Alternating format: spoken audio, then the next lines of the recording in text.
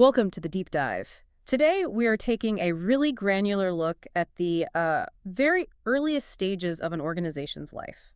Specifically, we're focusing on a structure that is absolutely fundamental to its success, the startup nonprofit board. Yeah, and this is a critical area, one that a lot of new founders, they misunderstand. We've gathered an in-depth stack of sources here that really analyze the essentials of forming and operating a successful board right from the get-go. So what's our mission with this deep dive? Our mission is to pull out the core requirements, the legal stuff, but also to identify the common and, frankly, devastating pitfalls, and to set some concrete financial expectations for anyone who's thinking about building or maybe even joining a fledgling nonprofit. It really sounds like we're setting the stage for decades of work. Before we even get into the mechanics, our sources hammer home one defining principle that really struck me. They do. It's hard to overstate the importance of this initial group. The sources are definitive. After the founder, the startup nonprofit board is truly at the core of the organization. And there's this legal nugget in there, right? Yes, and it's a powerful one, both philosophically and legally.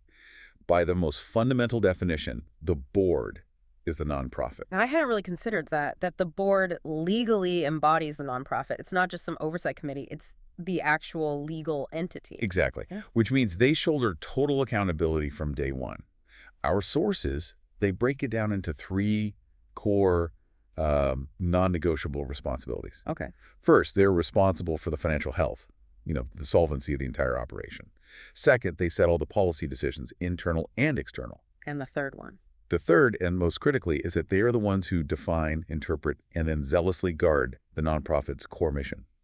If that mission drifts, or if the organization fails legally or financially, well, it's the board that's held accountable. So the stakes are incredibly high right from the start. And if you're deep in this process right now, forming or maybe restructuring your board, and you want more educational videos and details on working with your nonprofit board, you can find expert resources. Just visit Nonprofit.Courses.com. Now let's unpack that crucial beginning phase, starting with culture. The sources really stress that the founding board, they set the long-term tone. That's fascinating. The idea that their cultural influence, it goes well beyond how long they actually serve. They aren't just managing the present, they're sort of sculpting the organization's DNA. It's literally a survival mechanism. The sources give a fantastic example. A culture that's built on, say, acceptance and transparency, it may allow the nonprofit to survive huge changes. Like what kinds of changes? A shift in clients, a new CEO, a sudden drop in funding. But an organization that's exclusionary or rigid, well, it may not have the internal resilience to adapt when a crisis hits. That culture they establish dictates their future agility. So a founder should be recruiting for shared values just as much as for skills. But that brings us to the real challenge. Recruitment.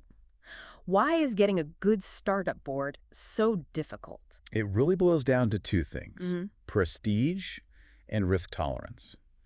Most of the talented professionals you actually want on your board, they want to be associated with an entity that's already proven itself. An established name. Exactly, an established name.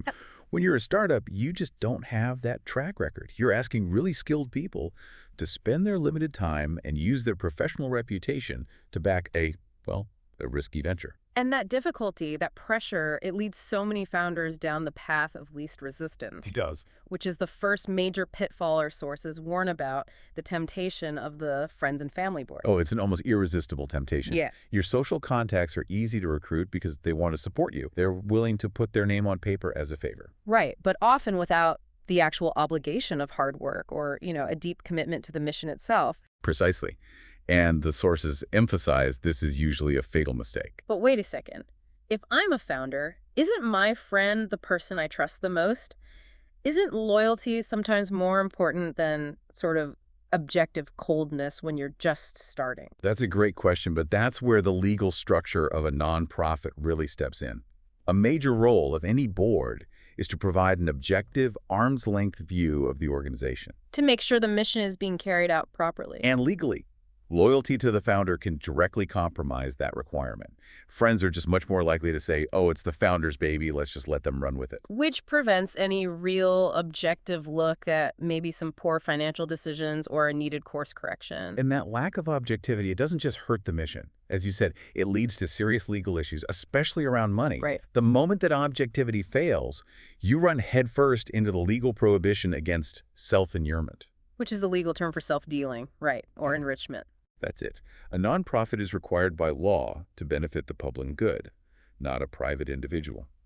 If a board member uses their position for personal gain or lets a founder do it, they are violating their fiduciary duty. Can you give us a practical example of what that looks like for a startup? I think this needs to be crystal clear. Sure, it's not always, blatant theft. It could be something like a board member voting to award a big overpriced contract to their friend's company. Even if there were cheaper, better options available. Exactly. Or maybe a founder leasing office space from their cousin at way above market rates using the nonprofit's money. Because this risk is so high with related parties, our sources note that many states will actively discourage or even limit the number of related people on the same board. Okay, so if friends and family are a no-go legally and culturally, who should a founder be recruiting? What kind of profiles do you need? You have to look beyond your personal network. Yeah. You need people with professional experience and connections that a new nonprofit just doesn't have. You need an immediate, essential toolkit of skills on that board. Let's break down that toolkit. What are the critical gaps a startup faces? The four most critical skill gaps are finance, law, marketing, and nonprofit management experience. So why finance right out of the gate? Because you have to establish sound internal controls and transparent reporting from day one. You need someone who gets tax filings, how to structure a budget, how to read a balance sheet. It's about compliance, sure, but it's also about building trust with your very first donors. And law. I assume that's more than just filing the incorporation papers. Oh, much more. A lawyer is needed for contract reviews, intellectual property issues like protecting your brand and making sure you're compliant with all the state and federal registration rules. Missing a deadline in year one can sink you. Then there's marketing, which I think a lot of people just assume means planning events. Right, but it's so much bigger. Marketing is essential because if no one knows you exist, you have no mission. This person helps define your messaging, your value proposition, to attract both funding and early talent. And finally, nonprofit management. Sounds obvious, but I'm guessing that's the hardest one to find. It often is because it's a specialty. This person guides the founder on governance best practices, helps run effective meetings, and crucially, keeps the board focused on oversight, not meddling in day-to-day operations. So you get these professionals in the room, but expertise isn't everything. You mentioned commitment. Absolutely. It's non-negotiable. Regardless of their professional skill, every single person has to have a deep, driving commitment to the nonprofit's purpose. Expertise without passion, that just becomes detached oversight. A startup needs champions. And those champions, they also have another vital role, one the sources call the mission ambassador. This seems like it would be even more important for a new organization. It is, definitely. For new nonprofits, board members are the living, breathing face of the cause. Whether you serve a tiny local community or a worldwide online audience, every board member is an extension of your credibility. So what does that ambassador role actually look like in practice? It's more than just being enthusiastic, right? It's active work. It means they're continually building new relationships that could translate into support. Yeah. They are the first line of your marketing efforts. So they're talking about the mission in their own circles. Exactly. At their job, at the coffee shop, at their social club. They are generating the buzz and the initial trust that a young organization so desperately needs to survive. And when we talk about marketing and relationship building for a nonprofit, ultimately we are talking about revenue. Yes. Which brings us to the board's financial imperative. The sources are really clear that fundraising has to be top of mind for every single new board member. That's right. Their efforts have to lead to concrete revenue. That's why you need those finance and marketing experts. Board members find money in all sorts of ways, securing individual gifts through their networks, organizing events, making corporate contacts, spotting grant opportunities. They have to be the engines of resource acquisition. And of all the fundraising expectations, the sources point to one that is absolutely non-negotiable. The personal gift. Why is that personal contribution so uniquely crucial for a startup? It's all about credibility, pure and simple. Foundations, major donors, corporations, they do their homework. Nobody you ask to fund your new nonprofit will take that request seriously if the entire board hasn't already made their own gifts. It signals skin in the game. It's the ultimate signal. If the board members themselves aren't invested, why should a total stranger be? That makes perfect sense. So that common excuse, I give my time, not my money, our sources say that's just not acceptable here. They quote it directly. It's like a warning shot. I give my time and not my money is no excuse for any board member, especially on a new nonprofits board. And it doesn't have to be a huge amount. No. The gift must be within their personal means, of course. We're not talking about mandatory six-figure checks, but they must give something. And ideally, it should be a significant gift for them, a stretch, to signal their heightened commitment to this specific new mission.